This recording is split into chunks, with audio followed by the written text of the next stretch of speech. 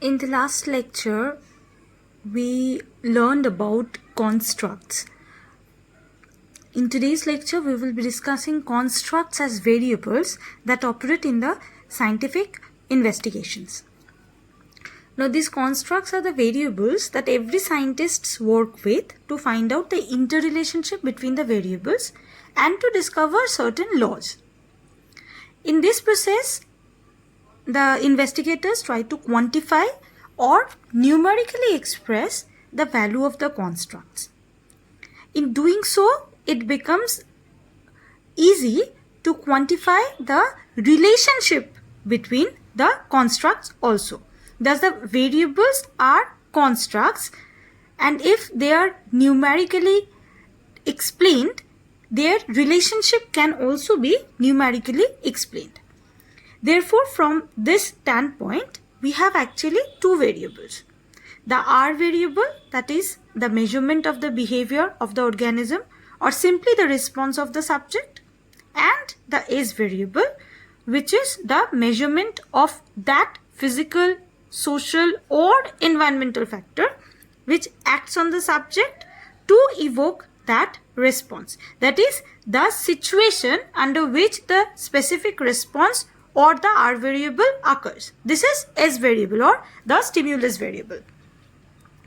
Now, therefore, the researcher's aim is to quantify this relationship between R and S, or if we can say it as R is the function of S. To find out this quantitative relationship, then we first have to know what are the relevant S variables for that response in the investigation to occur, and to find out the nature of that relationship between the stimulus and the response variable. Now, in an experimental situation, we have many other variables that are not in the purview of the research, but they exist outside the limit of control and have the capacity to evoke the response variable, right? We all know about it. What are these variables called? We know about it.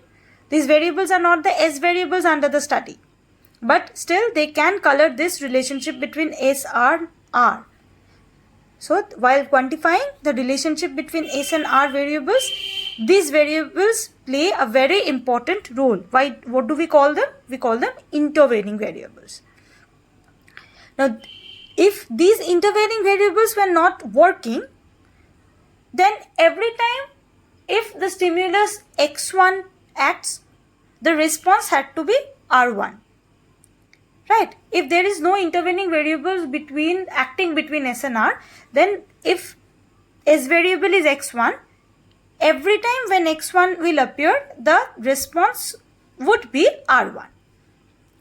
In this case, the quantification of the relationship would have been very easy, because in X1 stimulus R1 occurs, then if 2X stimulus is presented, then 2R response will occur. But the problem arises as these intervening variables actually functions, and the stimulus X1, that is the S variable, not necessarily always evoke R1 response. It might be R2 or R3 or R4. It might be various, depending on that intervening variable operating between them. Therefore, intervening variable operating between them, if we take it as IA or IB, IC, according to the name of the intervening variable, the response pattern will change or does change. Therefore, as the intervening variable, the response variable change, and obviously the quantifiable relationship will also change. These intervening variables are defined differently by different psychologists as different theoretical formulations. It is viewed as explained in an animistic theory.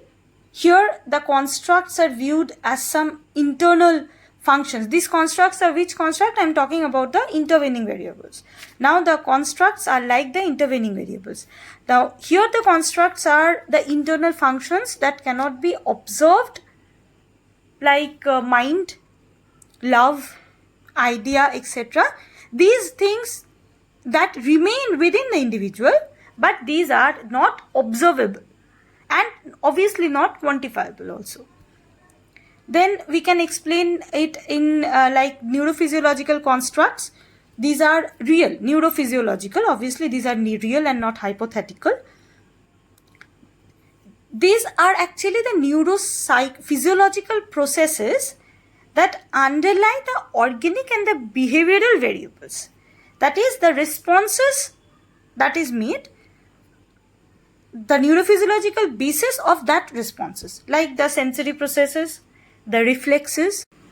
Then in another way, it can be explained in as response inferred theoretical constructs. Now, the fact that the behavior of organisms vary even though the objective environmental condition remain unchanged. This has led some psychologists to assert that the laws of such behavior cannot be formulated in terms of the objective environmental variables, even though additional hypothetical variables are employed. Okay, with such a view, Levin's field theory explains the variables, or what I must say, the intervening variables, not as it operates in the environment, but as it is perceived by the organism, that is, the way in which it exists for the person at the time.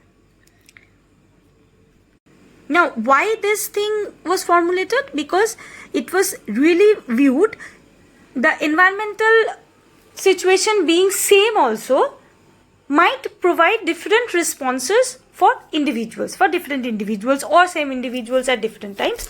This led to think that there must be something other than those observable objective environmental conditions. There must be something that is actually making the change in the response. So here comes the concept of that Levin's field theory, where he actually proposes the idea that the environment as perceived by the organism, that is the way in which it exists for the person, the function that it actually is perceived by the person as it functions at that time, is more important. In Levin's field theory, therefore, it is importance of the life space, the psychological field, that determines the behavior. The psychological field, the psychological explanation of events that is subjective to the individuals, that is important for making those behaviors. Therefore, the functional relationship then becomes that behavior is equal to the function of P and E. What is this P and E? P and E is the person and the environment together. That means the environment as it is acting, not in the actual form, but as it is perceived by the individual to be acting as. Okay, the environment as it is perceived by the person together actually impacts the response. Now, another form is theoretical constructs as intervening variables between SR variable. This concept was actually advocated by Tolman and Hull. According to them, the intervening variables enters the field of research when we do not actually know all the important variables in the study, or the precise nature of the relationship between these variables are not known to the researcher. They propose that so many variables functions in between S and R that their true relationships becomes very complicated to assess or figure out. So this relationship needs to be broken down into successive smaller component functions. That means the total relationship from S to R, according to them, when S is acting, at the same time various intervening variables are acting also. So it is very complicated. It becomes very difficult to figure out the relationship between S and R when so and so variables are acting in between. So it is better if we break the relationship into smaller subsequent steps. Now, what happens in this is, in doing so, the intervening variables are introduced as IV in each set. Like it is introduced as IV in the first set, then the response or that is inferred from here, it again is becomes the IV in the second set, and it's introduced as a result of the first set. So obviously, and in doing so and so and so, it goes on until the final DV is postulated. Therefore, the result of the first set, an intervening variable is introduced as IV, and its response, the first response, it comes as the result of that intervening variable. Then from this response, it again becomes the IV for the second set. Then another response comes. So in doing so and so, in this way, we reach the final DV and we get the relationship from this small steps. Therefore, this relationship between variables, as suggested by different psychologists, forms the basis for the theory constructions and implementation of the laws. Well, it is important to know here about the difference between theory and law. These are actually different.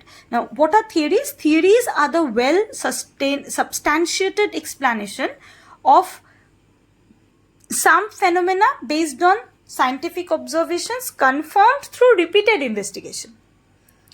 And laws are, or it can be called as rules or principles, these are actually statements that summarize the observed pattern of relationship of the phenomena. Another thing is fact. Fact is actually a basic statement established by the experiment or the observations in different situations. Therefore, facts are true under its specific conditions of observation, or we can say facts are situation specific. So in this way, the constructs of variables are important in theoretical formulations, and this is the basic concept of how they work. If something is not clear or any doubt arises from this, please let me know in the comment box, or you can obviously text me directly. Okay? Thank you, class.